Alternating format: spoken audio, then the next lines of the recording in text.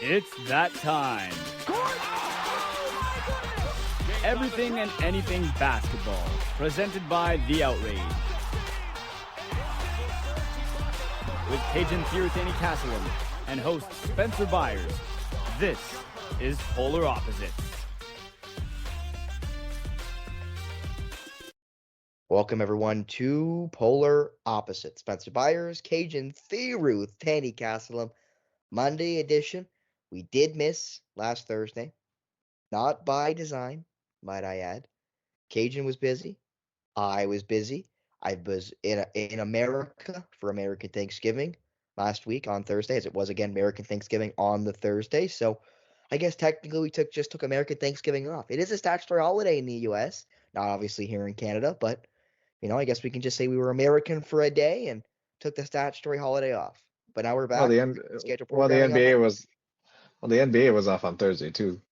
Yes, that it was. The only thing on was football. No hockey, no basketball. It was just the football. And that's, of course, the American version. Mm. And the Niners got a big win on the Thursday, might I add. I watched that entire game, which was nice to watch the Niners kick the snot out of the Seattle Seahawks. But anyway, back to what we're supposed to be talking about, Cage, and basketball. And since we last spoke, some big things have been happening right now in the NBA. One of the biggest, you probably could argue right now, are the second ranked, tied for second in the East, Orlando Magic. They've won 7 in a row.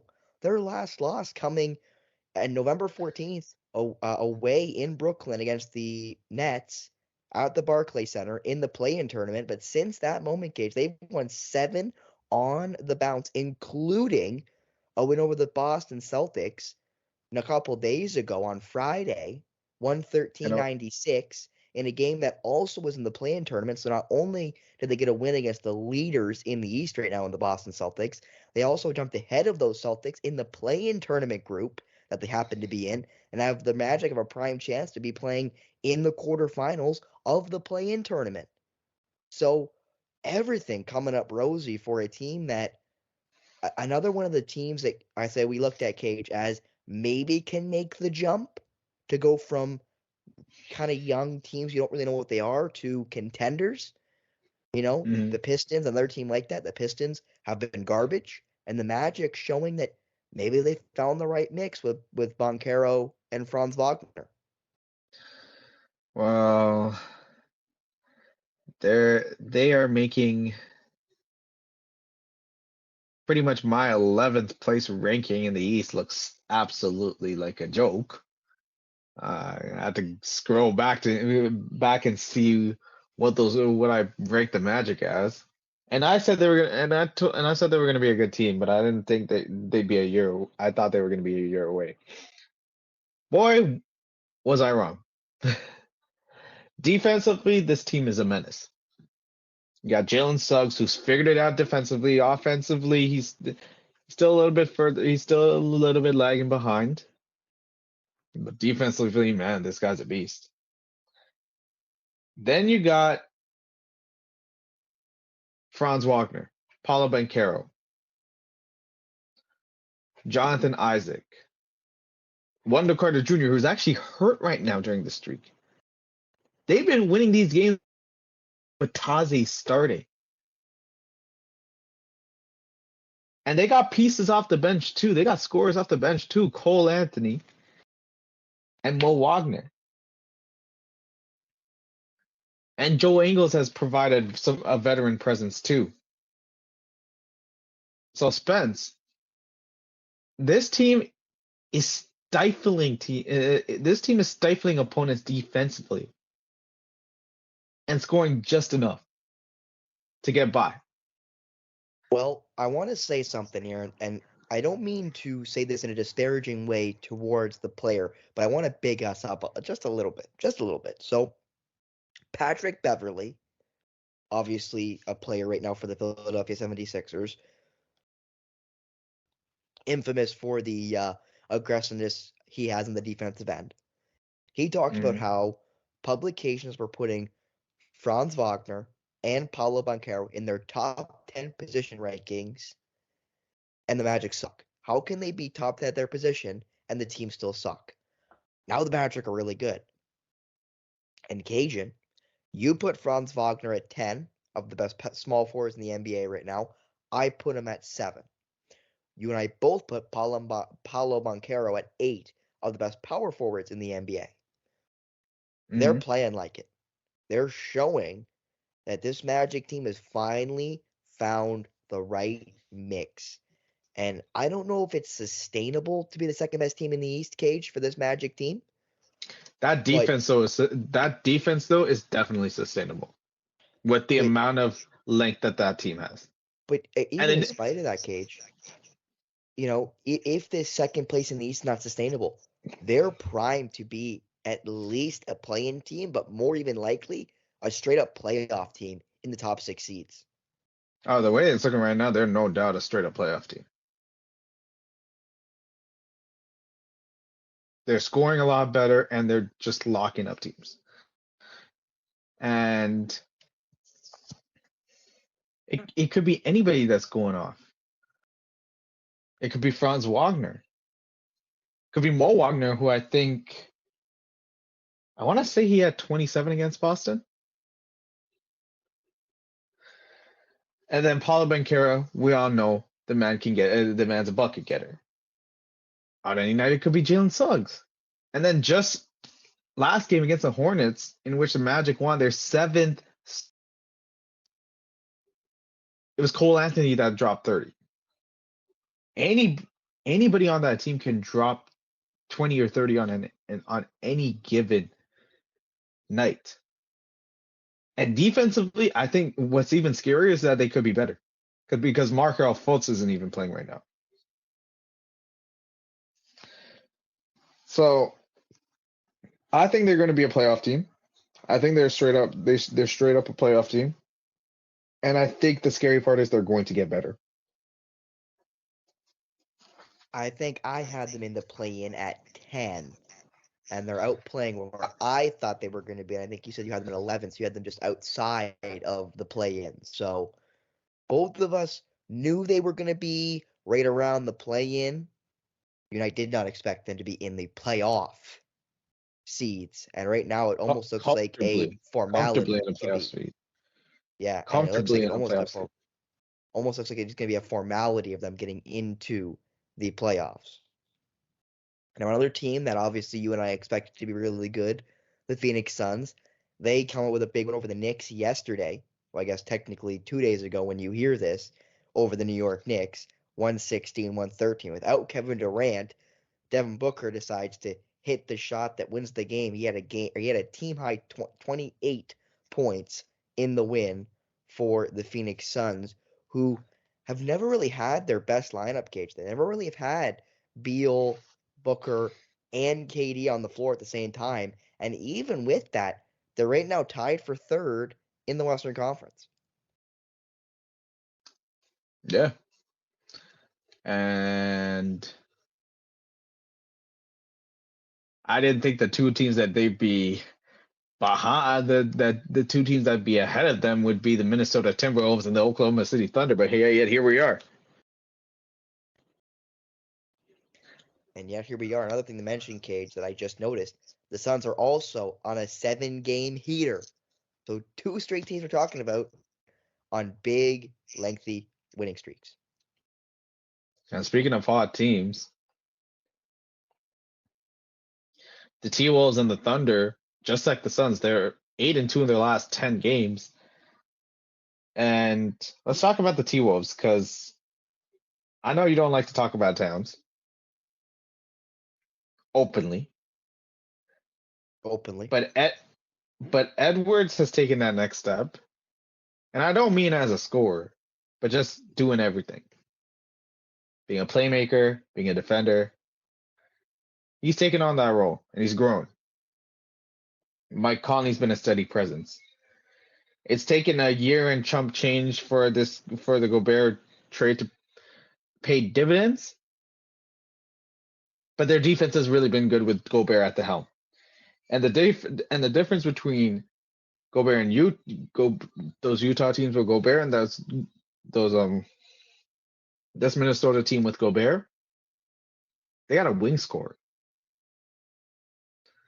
Because guard play, for the most part, can be easier to stop than wing scores. Like the Tatums, the Edwards, the Jalen Browns. I'm going with this. Luka's got the size of a wing, so him. The Kevin Durant's, and so forth. The Kawhis, the PGs. This team is not weak defensively at any sort of position. Because the problem with those Jazz teams is that the backcourt was weak defensively with Mitchell and Conley.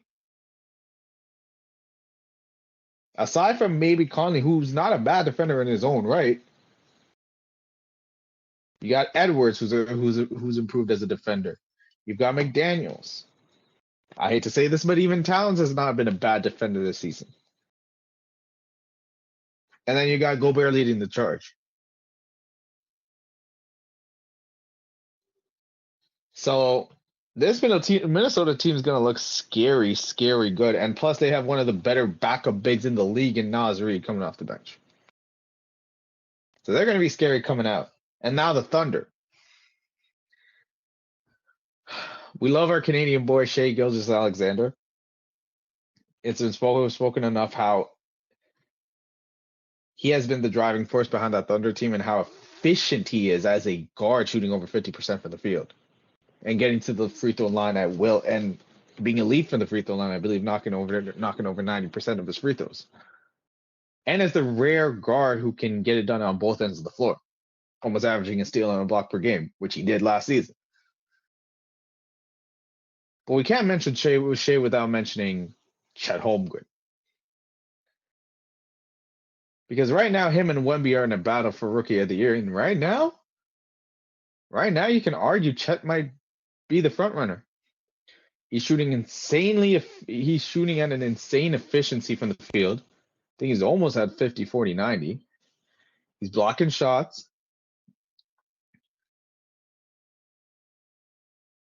And I know this rookie year is sort of like a redshirt year for him, a la Blake Griffin when he won Rookie of the Year. But he's looked like he's belonged.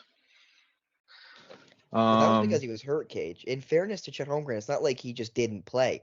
Like Ben Simmons, like Joel Embiid, he was hurt. Like, he had the Liz Frank fracture, which is a fracture in your foot. Like, he was hurt. And maybe the Thunder did sit him out longer than he needed to be sat.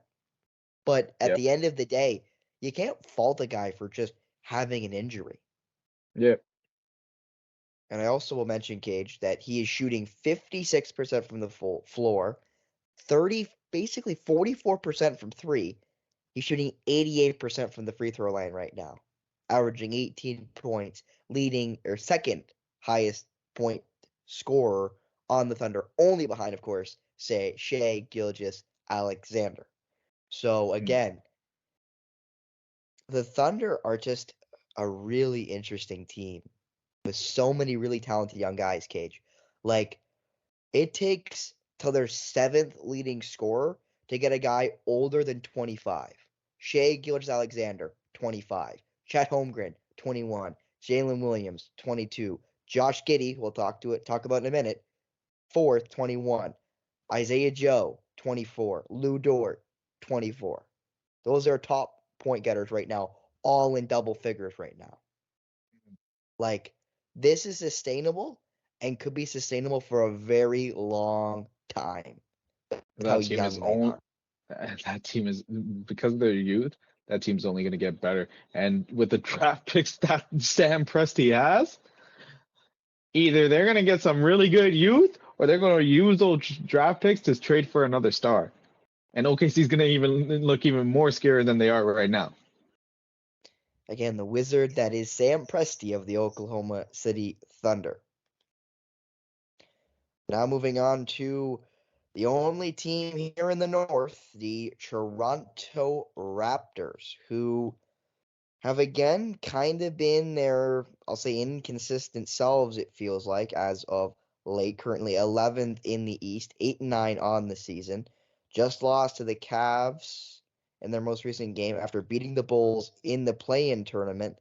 And that game, Cage, kind of got interesting because Yep. at the very end, Pascal Siakam looks towards Doko Rajakovic because he doesn't know what he's supposed to do with the clock ticking down and them up by big. Makes a move, takes a three, misses, and then DeMar DeRozan, former Raptor, gets tossed. Gets, I think, either one tech or two techs. And gets sent to the locker room for an early shower. He had a tech from before in that second quarter, in the second quarter of that game. So it was there just you one go, tech. Cage. So one tech and got ejected from the game with about 8 seconds left, 10 seconds left in the game. Hugged Masai Ujiri as he walked out of the building in Toronto. And DeMar had some very interesting comments after the game, just saying respect the game. You know, there was no reason for them taking that shot. You know, and DeMar actually looked at Darko Rajakovic after the foul was made before DeMar got tossed, and you could see Darko saying, "It's the play-in tournament." The in-season tournament, yeah. The in-season tournament, exactly. Pardon me. And you know, and Cage, I want to get your opinion first because I know where I sit on this. Are you with or against DeMar DeRozan in this scenario? With Siakam taking that late shot up by so much. Again, it was 121-108 finish between the Raptors and the Bulls. Well, DeMar's getting mad at the wrong thing. Because I don't get the point differential thing. It doesn't make any sense to me, but the reality of the matter is point differential matters. So teams are forced to run up the score and like play till the very end. And they're forced to play till the very end. Like now I'm under the impression, like just in general, I don't like teams running out the clock. Like, what was the point of that? Well, what, like, yeah, to show sportsmanship and not breaking an unwritten rule, but like, you play to the very end. You play to the very end for me, and with the in-season tournament and the point differential becoming looming large, what else do you think the Raptors are supposed to do? What else do you think Siakam's supposed to do in a situation like that? What else do you think the Raptors are supposed to do in a situation like that? You wanna go off at someone? Go off at like how the in-season tournament rules were made in the first place. Because of how it's created, teams got to play till the very end. Because say it's a tiebreaker situation, now it's funny because the Raptors got eliminated regardless from contention at the in-season tournament. So it was all for naught. But it's how the rules are drawn up. It's how the rules are drawn up for the in-season tournament. Like usually in any sort of circumstances in the regular season, you're not seeing that. And if you do see that, a la Zion Williamson against like the Phoenix Suns last season, that's because it got personal. But yeah, like in any other circumstance, you'll never see that. But because it's the in-season tournament and point differential matters, yeah, you're gonna see guys get up shots at the end of at the end of the quarter, even like at the end of the game, even if it's a blowout.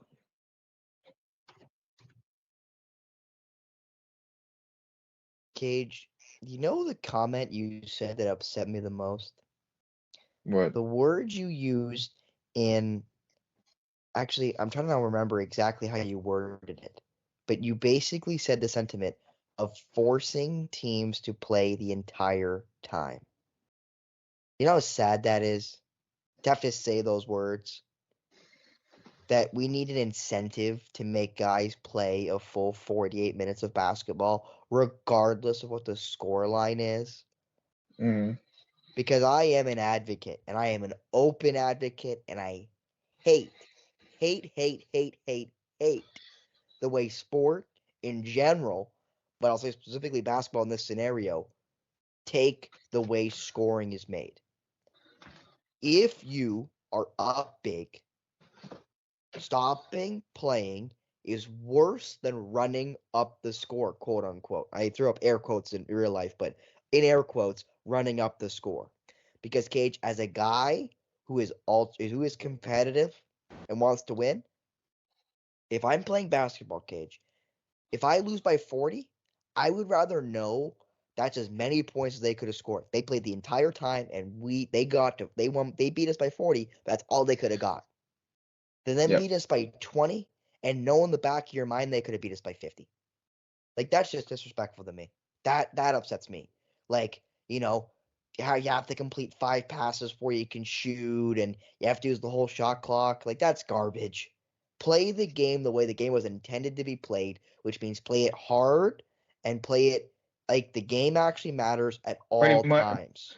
Pretty much, if you're open, shoot the damn ball. Yeah, what is this? Like, that's such garbage. Like, play the game the way the game was intended to be played. I don't care about unwritten rules of don't run up the score. Who cares? If you lose by 1 or lose by 30, you still lost. There's no difference. In the play-in season tournament, KG, as you mentioned, there is a difference because of the point differential, which matters, sort of, depending on where you are. Obviously, as you mentioned, the Raptors and Bulls are both out, so it actually doesn't matter in the end for either team.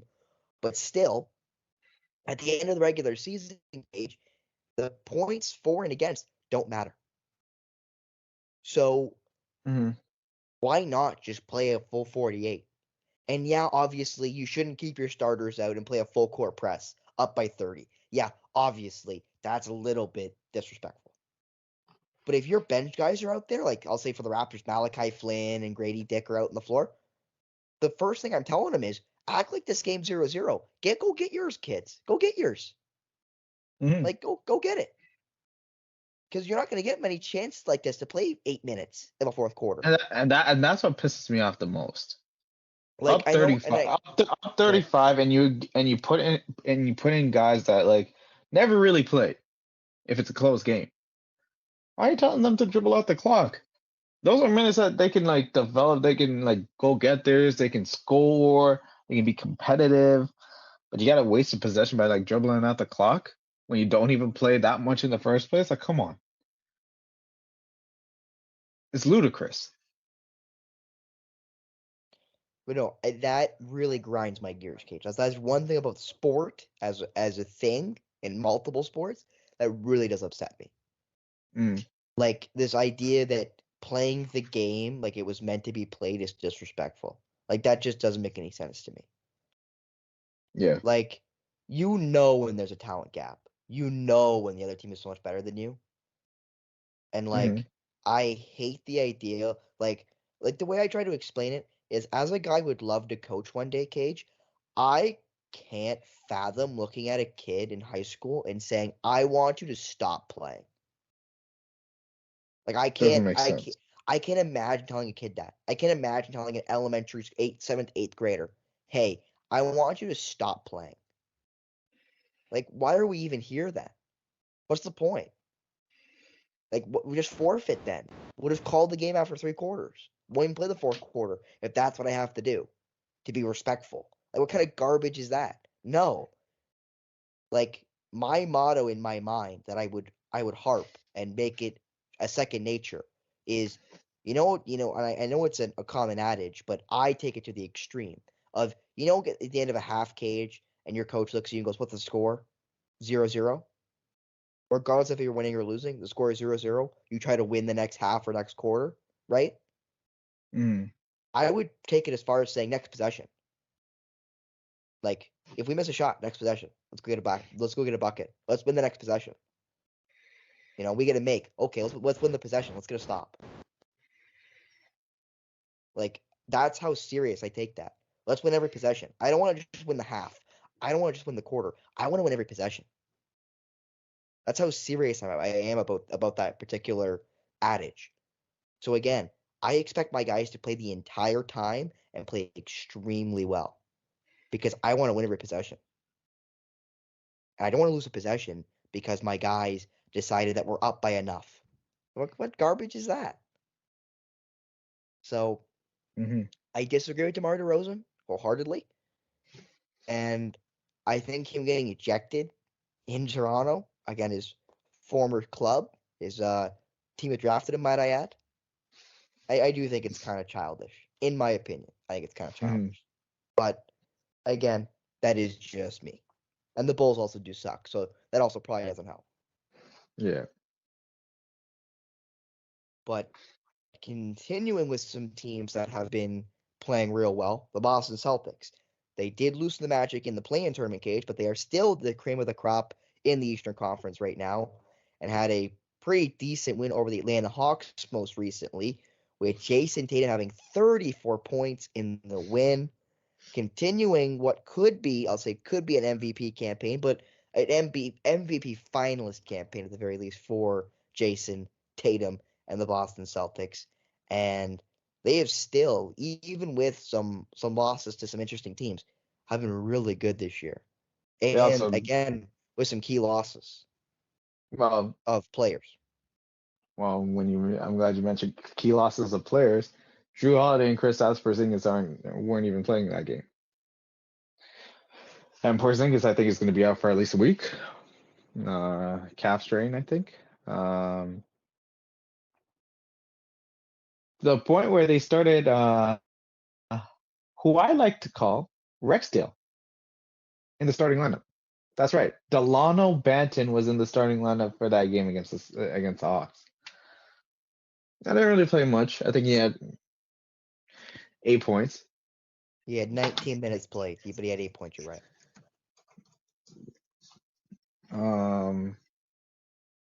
But this Celtics team, when they don't turn over the ball, and when they don't fall in love with, and when they don't fall in love in a toxic way with the three ball, they're a pretty damn hard team to beat. And we all know how Tatum is, a superstar, one of the better wings in the league, if not the best wing in the league. I would Well, argue the best. maybe not the best scorer because KD might have something to say about that.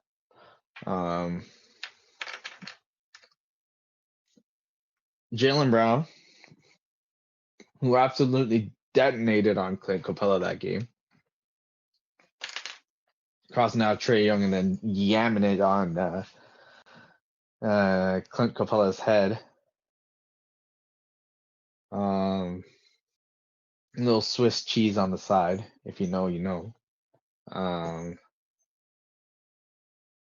But then there's the other guys. Al Horford had a big game. Maybe not scoring wise, but doing all the little things. Derek White had 11 assists. Payne Pritchard, Sam Hauser, they were knocking down threes. Everybody was playing their role. Even Luke Cornett has had some moments as like coming off the bench and playing, getting some good minutes for the Celtics as well. So this Boston team is good on both sides of the floor. Not only are they good on both sides of the floor, but their depth is kind of, but their starting lineup maybe the best in the league, and their depth is a little underrated. So, in spite of some interesting losses to some teams and the fact that they're playing without some guys, they look like they're the cream of the crop in the East.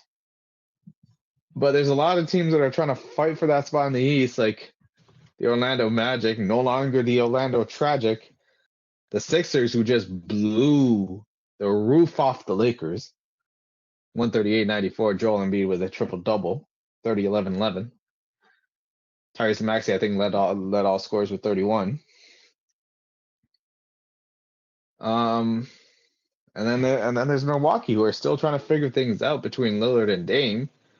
No, why did I say Lillard and Dame? Lillard and Giannis, Dame and Giannis. But they're 12-5.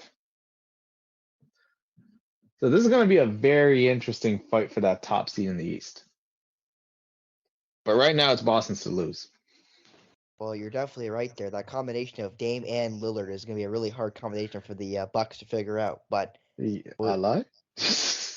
we will continue with. We'll finish off I'll say the team talks with the play-in tournament, as we mentioned. The ending of the play-in tournament of the round robin of the group stage. I'll say in European soccer or football, as I prefer to call it, would say the group stage.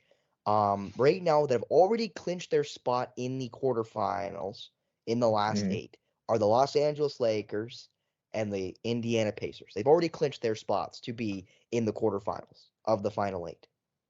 So that means 6 spots are up for grabs. The top seeds of every group get a free get a free spot. So every top seed get one quarterfinal spot. That's 6 teams.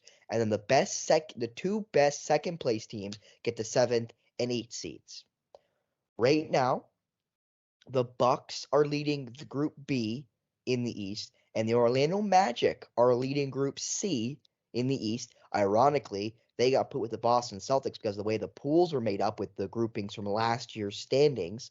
Ironically, with Orlando and Boston being the top 2 teams in the East, it's come a rather bothersome group for both teams in the end. But right now, the Magic leading the way in the East. So Bucks and Magic right now would be going through to the quarterfinals if it ended today. We'll see if it stays true tomorrow. And then over in the West, in Group B, the Pelicans are leading the way, and the Sacramento Kings are leading the way in Group C, right now undefeated. They got to play Golden State, though, in their last game. And in Group C in the West, Cage, you've got the Sacramento Kings, Minnesota Timberwolves, and the Golden State Warriors. And the team that's already been eliminated, the Oklahoma City Thunder, who are 4th right now.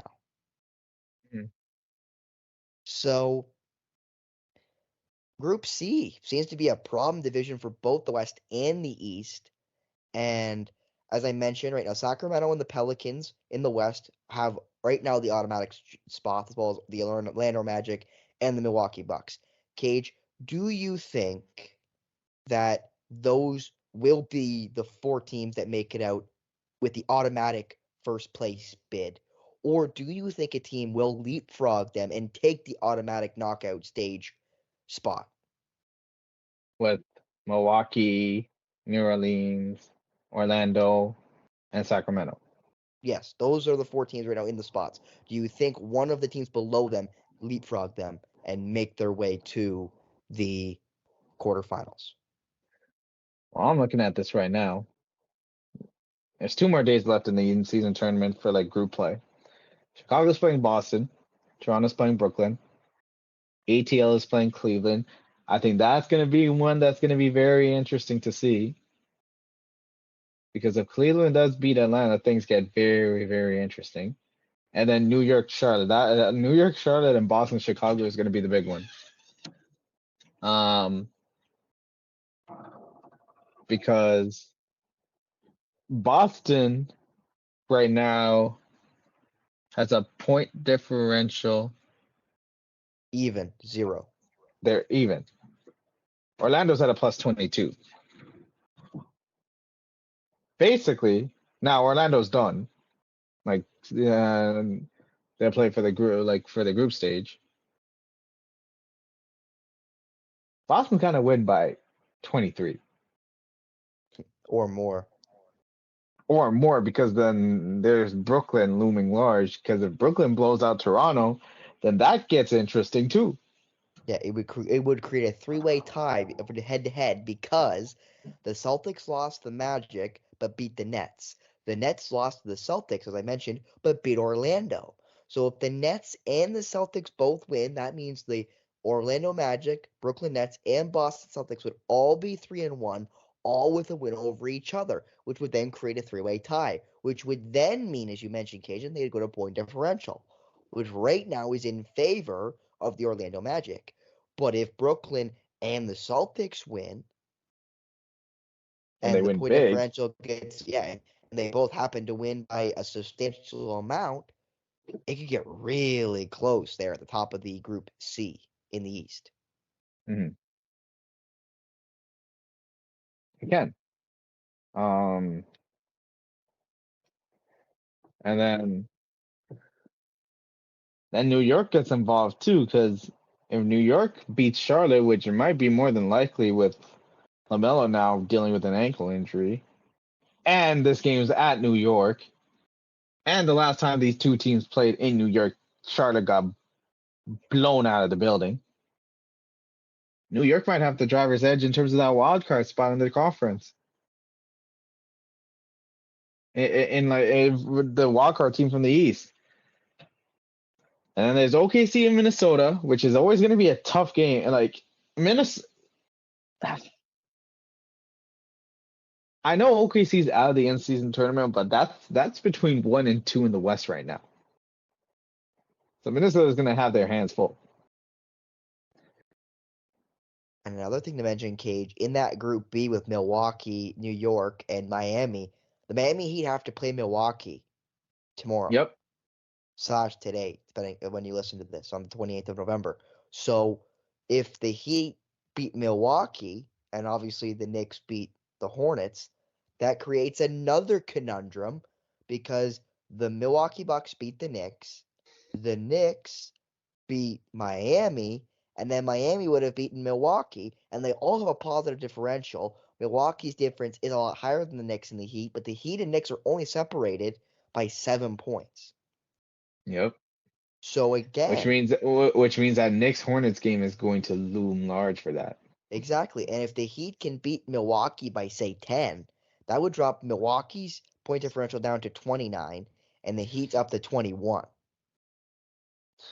So the Knicks would still have to win by at least 3, which is only technically one shot, but still they'd have to be able to win the game.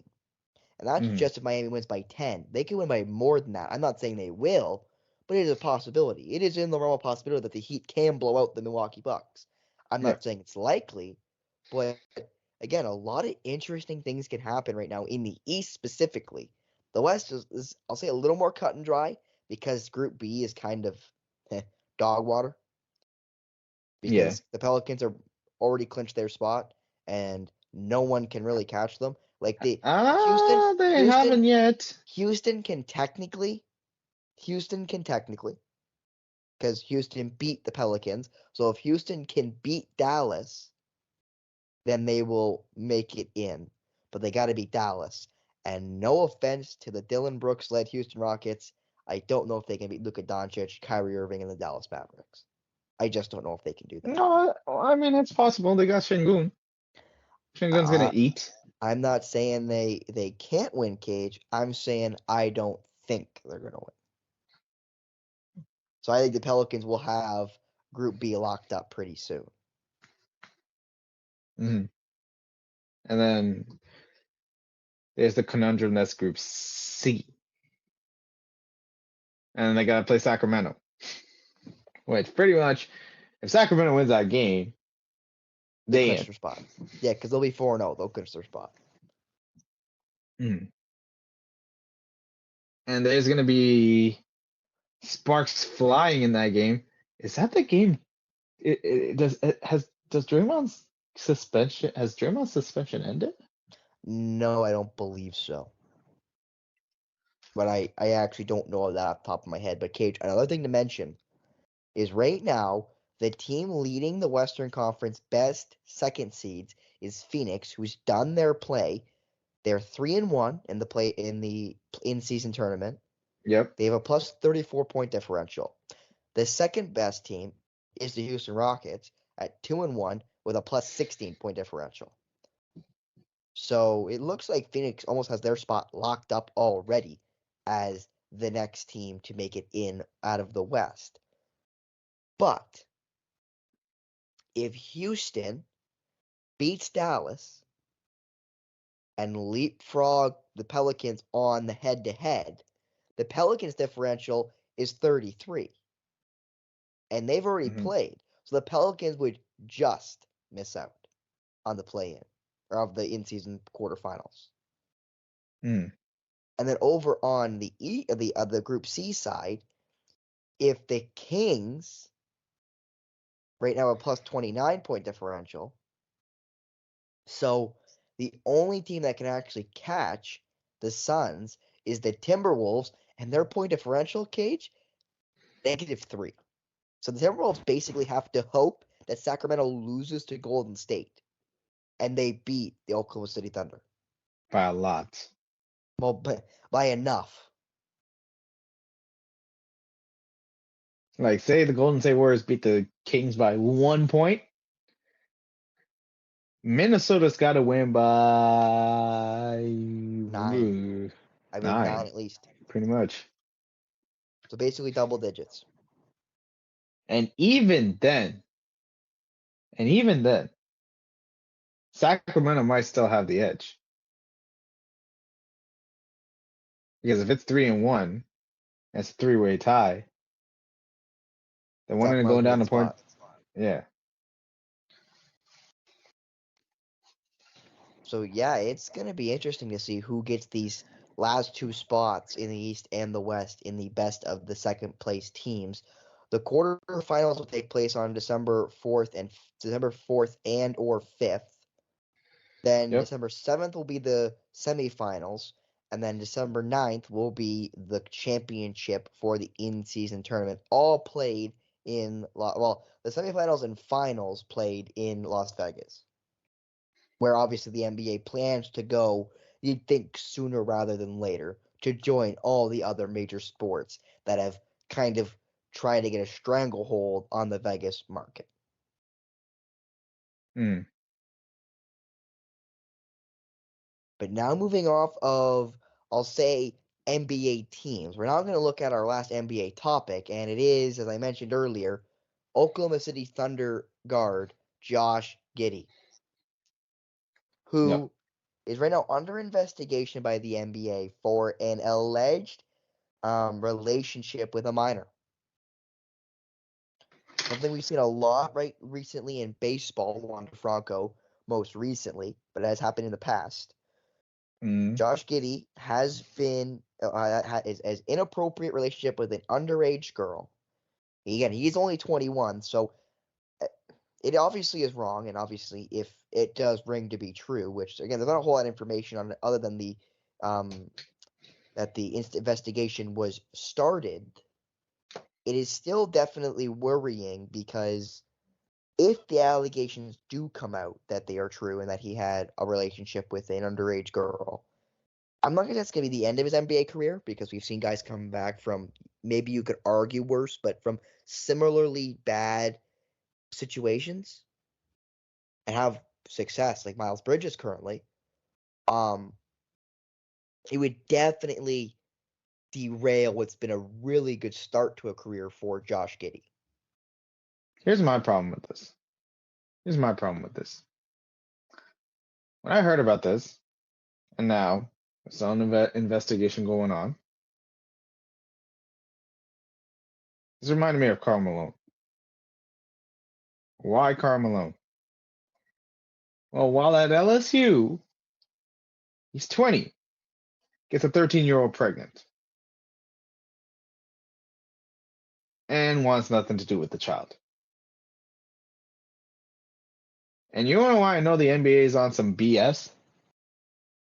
On some like anti-woke-ish? Like on some woke-ish or like or BS when it comes to like certain topics or like fake woke. I hate using fake woke for this, but this applies within the NBA. They let that man play. That man should have been in jail. That man should not have been in the NBA. Now I know different times and all that. He shouldn't have been in the NBA. It reminded me of that. Because it's like, if this is true, this man should not have a spot in the NBA because like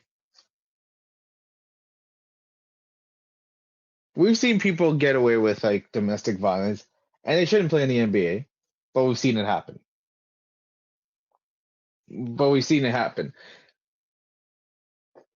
He shouldn't play in the NBA, but it would not shock me if he does.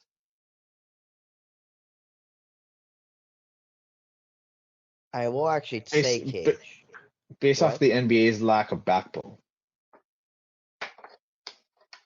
that they definitely have consistently had. I just want to mention quick, Cage. I said he's 21. I'm 21. He's born in October. I'm born in June. I'm older than Josh Giddey. So I just thought I would mention to put it in perspective that he is a younger player, which again will affect how he's disciplined. But obviously, again, you can't stress enough. You can't have a relationship with a girl that's not of age, regardless of your reasoning. And Karl Malone's a great example. I'd say an extreme example because we don't really know who the I know the videos have been posted on social media and they've made their circle. We don't really know the situation because there's not been a lot on it, unlike the Karl Malone situation, which we know a lot about since. I would say that I believe the alleged girl was like I'll say 17, not 13 in fairness again to Josh Giddey, but still she is not 18, she is not of age, and Josh Giddey also goes as far as to say obviously should know better, but even more, it may have just costed him a very fruitful NBA contract that was coming to him pretty darn soon as he's in his third year in the NBA with again the up and coming Oklahoma City Thunder. So hopefully these allegations aren't true. And hopefully that the investigation of the NBA comes back and says that Giddey did not end up having a relationship with this woman. But you always have to go ahead. Go ahead, Kate. Here's what makes me a little bit incensed. And I hate involving race into this. I try so hard not to avoid bringing race into this. But John Morant, the media, and I'm talking media reaction. I'm talking about the media. The media reaction to when Ja flashed a gun. Immediate. Gets called a thug.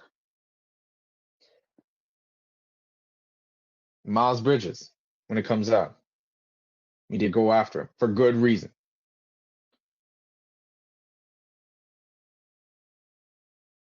But we really heard crickets about Josh Giddey. Now, like, there's still facts being like brought upon here. But in terms of like the media, there was like crickets. And even then it doesn't get mentioned as often. It isn't headlining news as it was with John Morant, Miles Bridges, Kevin Porter Jr. And Giddey's, if it's true, is just as bad in that sort of aspect. In some people's eyes, it might be worse because it's a minor he's dealing with. So I just don't get the energy that media has towards situations like this. Like, it's like they just go off based off of stereotypes. Well, ironically, usually, I will say this usually, and again, we don't like singling out media members, as you and I technically are a part of the media, plan to be a part of the media. One of, I'll say, your favorite ESPN host, Cajun, Malika Andrews, has, as Charles Barkley would have said, nary a peep about Josh Giddey. Barkley said that about her? What? Barkley said that about her? No, he actually said about Scottie Pippen when they were playing on the Rockets. Oh, fair enough. But I used a Barkley quote, and Malika Andrews has been called out by Des Bryant, former Cowboys wide receiver, and lots of fans for not talking enough about what Josh Giddey has allegedly done, because she, berated Brandon Miller with the gun situation at Alabama. Obviously has talked a lot about race with Stephen A on his show, and talking about Ime Udoka and his situation in Boston, having relations with a coworker in the Celtics organization. She obviously had her comments to say about John Morant. And again, No, there was one situation I don't think you I'm not sure if you realize, but when someone you know Adrian Payne from MSU who got killed. Yep. When Malika Andrews announced his death. I remember that. Yeah. Mentioned go like ahead the and say, but yeah, go ahead. If you didn't hear, what did Malika Andrews say about Adrian Payne, who passed away, I believe, at 25, former Michigan State University forward, former top draft pick for Tom Izzo's Spartans. What did she say after he passed away tragically? She mentioned she mentioned the sexual assault allegations at MSU. At MSU in that same sentence. And again, not like what does that like? Go ahead. No matter what had happened, why does that have to get brought up? If you're gonna say that somebody, if you're gonna know you're gonna say that, then don't say anything at all.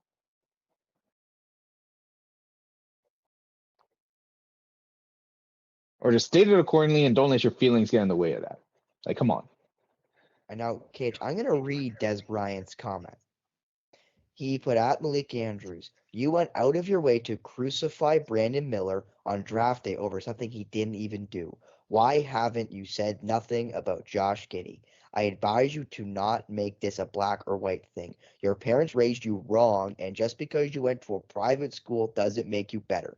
You appeal, and I know you're kind. You just a puppet. I don't know how a former or current NBA player could sit there across from you and look at you with some kind of respect. End of the tweet for Des Bryant.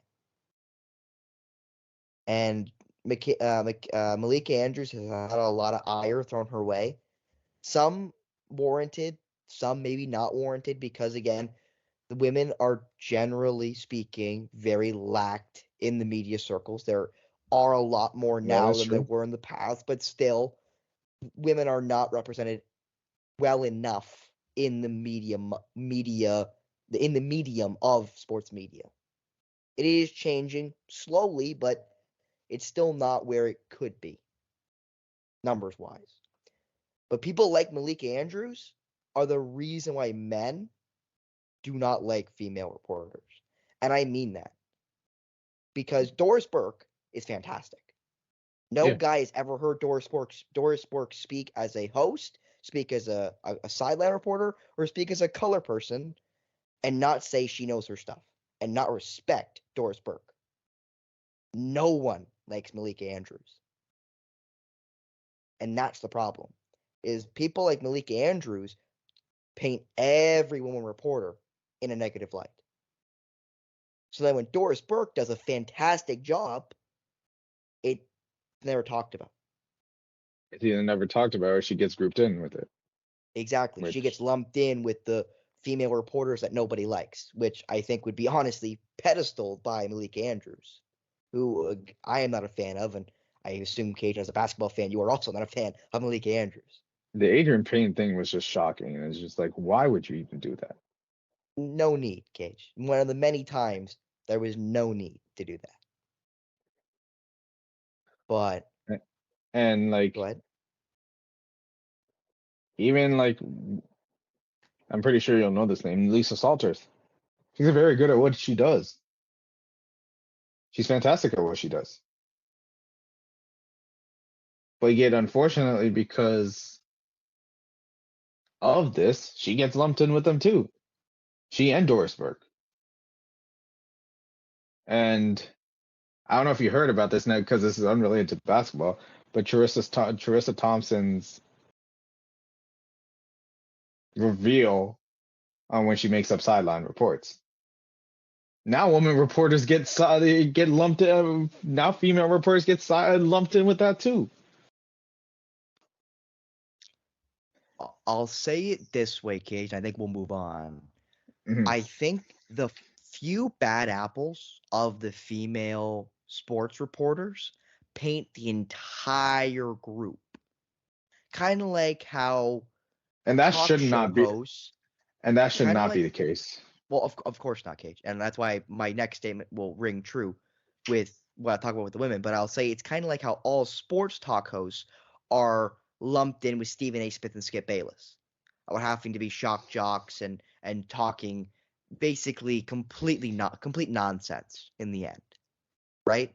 Which is why we try not to do that on this show. Yeah, we have our passionate debates, and yeah, sometimes we say some stuff that ends up not looking very smart in the end, but at least we believe what we say. It's not the classic Max Kellerman comment between would you rather have Steph Curry or Andre Iguodala take the last shot, Cage, and the infamous Max Kellerman quote, "I'll take Iguodala." I want Iguodala. Like, That was hilarious. That again, actually was that's an that was iconic quote. hilarious. Yeah, it was an iconic quote. But again, you're looking at him like, you can't believe that. The greatest shooter ever in Steph Curry, and you don't want to take him last shot of the game? What? Are you off the banana boat? But anyway, it's like that. It's like all sports talk hosts being compared to Stephen A. Smith and Skip Bayless when they're maybe not like that, in fairness, but they get lumped in with the guys that kind of just have their, I'll say, stock personalities and fit in the arguments around that. You know, right now, Doris Burke and people like Doris Burke, who are fantastic at what they do and should be talked about a heck of a lot more than they are, get lumped in with people like Malik Andrews. And that's a problem, isn't it? When Mm-hmm. Doris Burke does do a great job and should be spoken about in great revere. And everyone should say how good of a job she does. And that's my problem, Cage. As I wish, instead of just saying Malik Andrews sucks, I wish we just say Doris Burke is fantastic. Kia Nurse is really good. You know? Yeah. Why can't we? And I know it's the glass half full versus glass half empty. And I am definitely a glass half empty type of guy. I am more of a negative person, naturally. But why don't we just, instead of saying all these people suck, why don't we just look at the guys who do a really good job and go, you know what? That guy does a great job. Mm-hmm. Wouldn't it be nice to hear something nice about a female or even fairness male sports personality? Because it feels like anymore we talk negatively about them too, with Kendrick Perkins and Paul Pierce and Booger McFarland in football and etc. But anyway, big up Doris Burke. Big fan of Doris Burke is the Polar Opposites podcast, aren't we, Cage? Mm-hmm. And now moving on to the college ranks, we're going to end off with college ball. We're going to start off in the men's pool because the newest number one team in the AP poll, which was released today/yesterday, depending on when you're listening to this, and the Purdue Boilermakers are now the number one team in the nation after beating number 4 Marquette, after beating number 1 Kansas, and winning the Maui Invitational. Obviously, the Boilermakers led by Canadian Zach Edey, who had, I believe, was it 28 points in the winning game over Marquette? I want to say it was that many. As I quickly scan my box scores to make sure I don't lose the game. But I definitely already have lost the game. He had 28 points, 15 rebounds, and 2 blocks, did the Canadian, in a 78-75 win for Purdue in the Maui Invitational final over Marquette. Mm-hmm. And Zach Purdue's Edey, look good. yeah, have they? And Zach Edey right now might be the best player in college right now in the men's pool. Well, a guy that's that tall, has good touch around the paint, and can knock down free throws. And it's just hard to stop, and it's just hard to move him around. Plus, the guys around him are actually are stepping it up too, and are taking pressure off of him too. Bodes for trouble for the rest of the NCAA. Another thing I want to mention, Cage, in this most recent AP poll. So Purdue's number 1, Arizona's Yep. number 2. They move up 1 spot.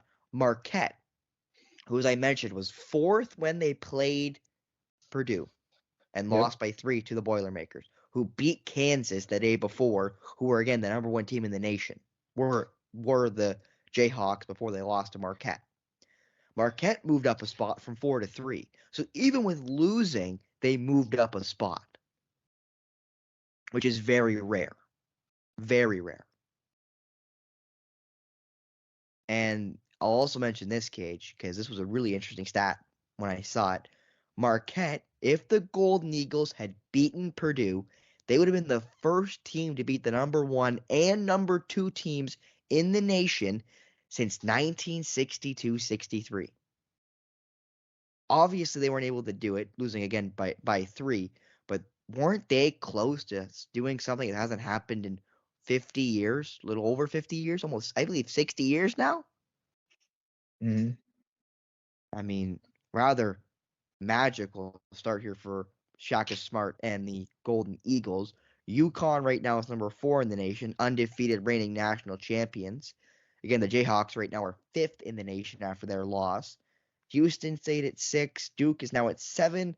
Miami moves up to 8. And Baylor's now at 9. Undefeated 6-0 Scott Drew and the Baylor Bears. And Tennessee at 4-2 finished out the top 10. And one other thing I want to mention here, Cage, with the most recent AP Top 25 poll in the NCAA men's pool, there are 5 new teams that have been added to the AP pool. 18 Villanova, 19 BYU, 20 Colorado State, 24 Illinois, 25 Oklahoma. All 5 of those teams have freshly been added to the top 25. All were unranked before the most recent poll. So a lot of movement has happened in the NCAA. And again, they do new polls basically every 3 to 4 days. So that's a lot of major movement being made at the bottom half of the top 25.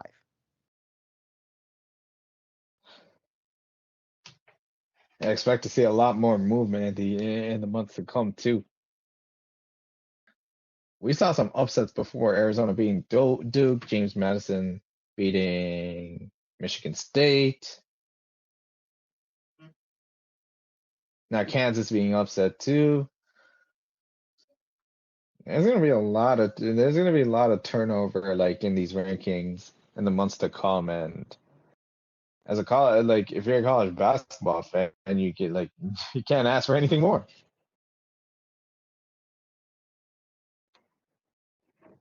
No, you cannot, with the men's pool again, just having some great games going on across the board.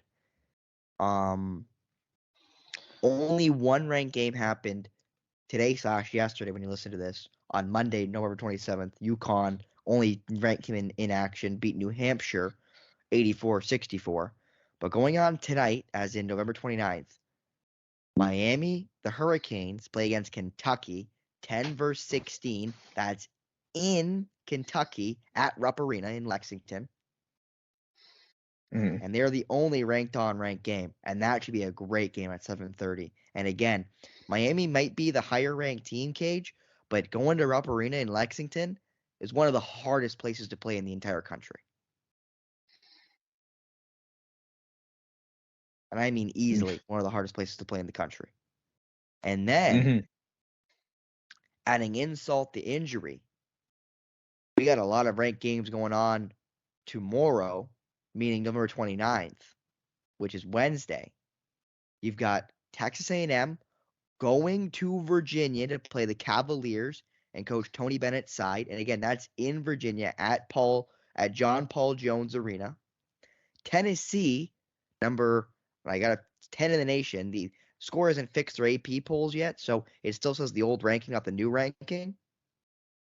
But regardless, Tennessee has to go to Chapel Hill and play North Carolina, which may be the hardest place to play in the nation is Chapel Hill against the North Carolina Tar Heels. Another ranked game. Another one, Colorado versus Colorado State, and that one will be hosted by Colorado State in Fort Collins. And then the last one, Cage, Arkansas, who is unranked, were ranked previously, play Duke, and it's in Arkansas, in Lafayette.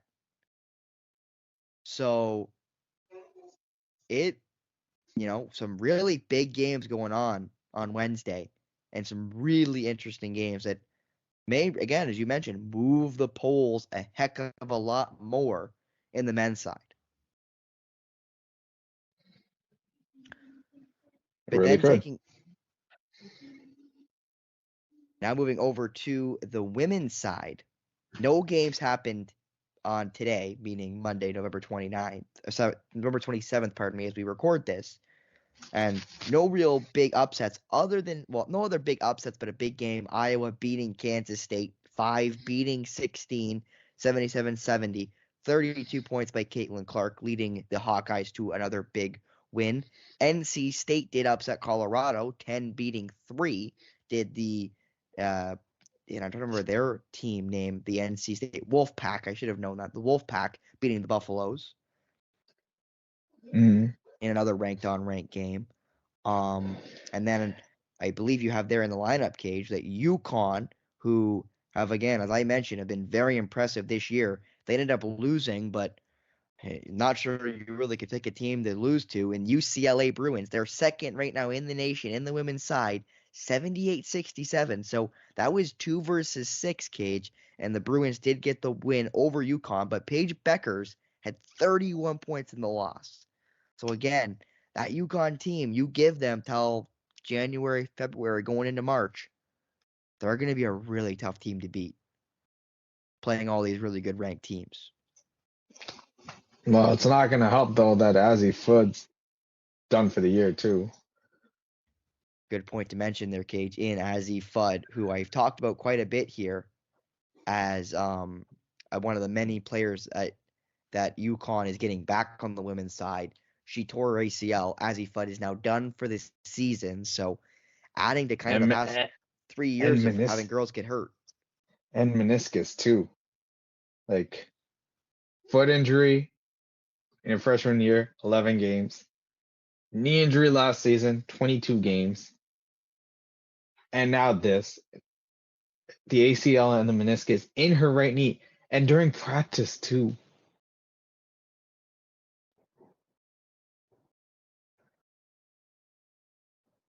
And Diamond DeShields kind of brought up a question. Like, there's been questions about the Huskies, like UConn's like medical staff too. And I quote, she put who the strength coach there, cause what the blank.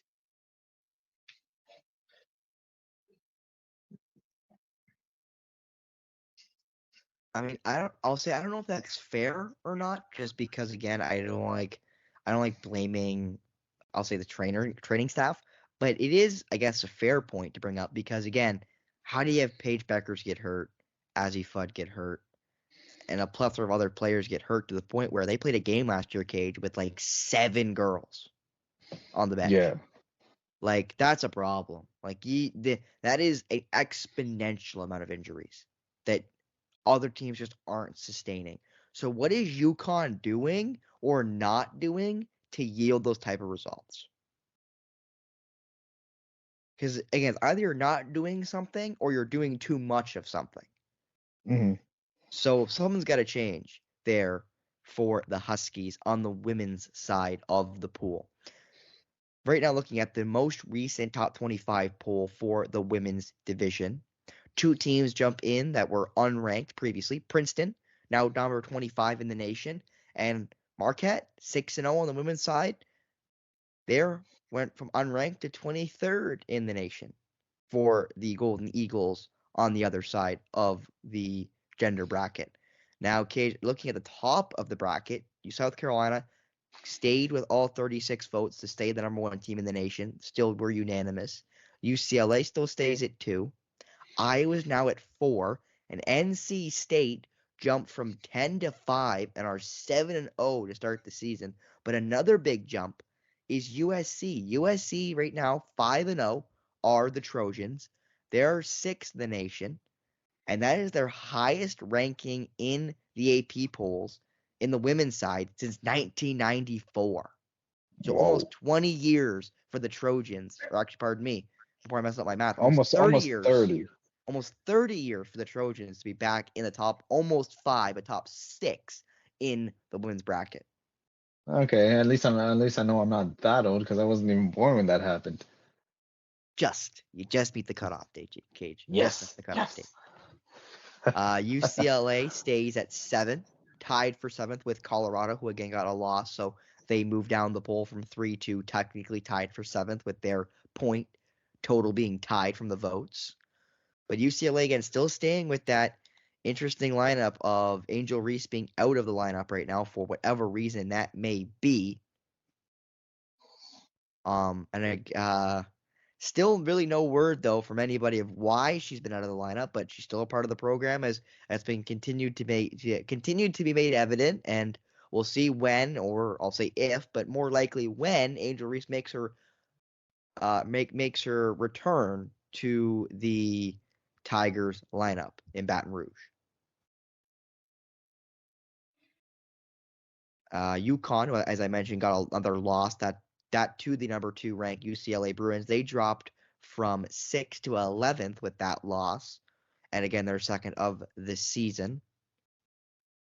And really no other major risers in the women's side. A couple spots here, a couple spots there. A bigger one, I would say, would be Indiana. The Hoosiers moved up from 21 to 17, did Indiana. So that's a decent jump for the Hoosiers.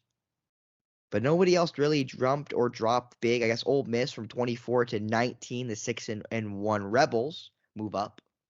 That's basically it on the women's side. But again, when you've got iron strengthening iron with UConn playing UCLA and all these other ranked teams playing big ranked teams, you're gonna have some results where, not much you can do when you've got 2 top tier teams. And again, Cage, we talked about Wednesday on the men's side having some big games.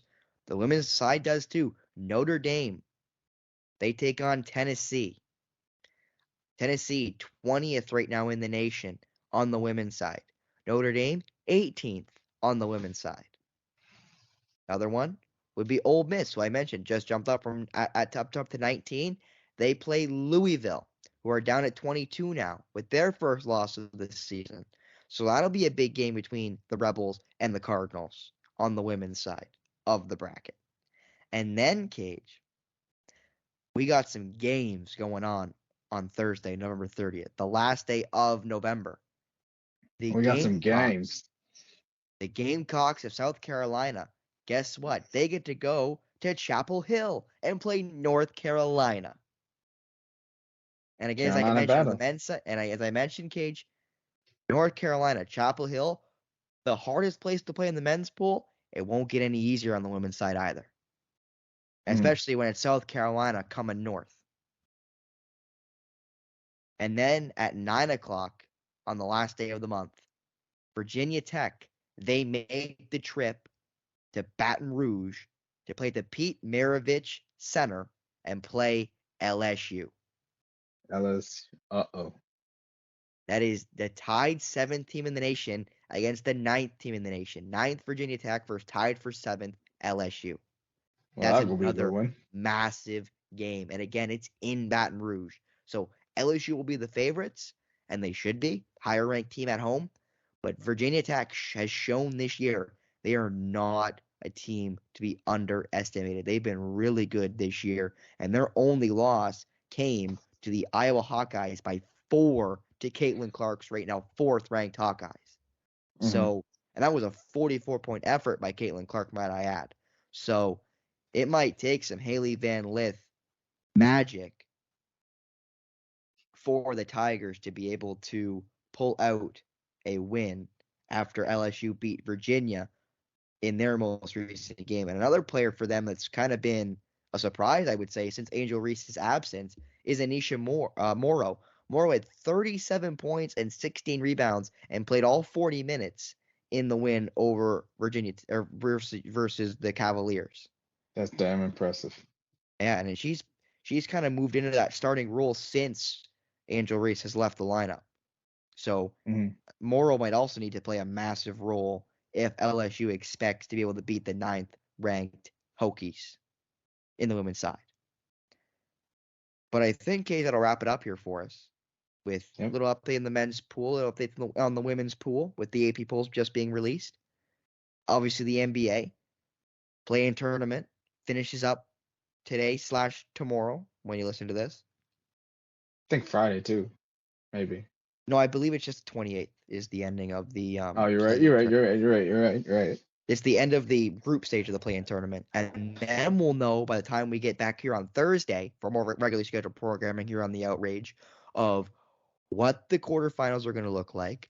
And then I think on Thursday, when we know what the quarterfinals are going to look like, and on Thursday, which will be the 30th of the month, so either before or after some of these big games in college ball, we're going to predict because the 4th is the Monday. Actually, you know what, Cage? I think I'm talking myself out of this. So on the 4th, well, okay, I'll put it this way, Cage.